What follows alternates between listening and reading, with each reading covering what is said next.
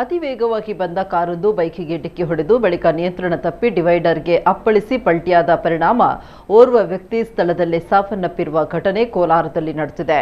ಕಾರಿನಲ್ಲಿದ್ದಂತಹ ಆಂಧ್ರಪ್ರದೇಶ ಮೂಲದ 40 ವರ್ಷದ ಬಶೀರ್ ಮೃತ ವ್ಯಕ್ತಿ. ಕಾರಿನಲ್ಲಿದ್ದಂತಹ ಮತ್ತೊಬ್ಬ ವ್ಯಕ್ತಿಯ ಸ್ಥಿತಿ ಗಂಭೀರವಾಗಿದ್ದು ಆಸ್ಪತ್ರೆಗೆ ದಾಖಲಿಸಲಾಗಿದೆ. ಬೈಕ್ನಲ್ಲಿದ್ದ ಸವಾರರಿಗೆ ಸಣ್ಣಪುಟ್ಟ ಗಾಯಗಳಾಗಿವೆ. ಅಪಘಾತದ ತೀವ್ರತೆಗೆ ಕಾರು ಸಂಪೂರ್ಣ ನಜ್ಜುಗುಜ್ಜಾಗಿದೆ.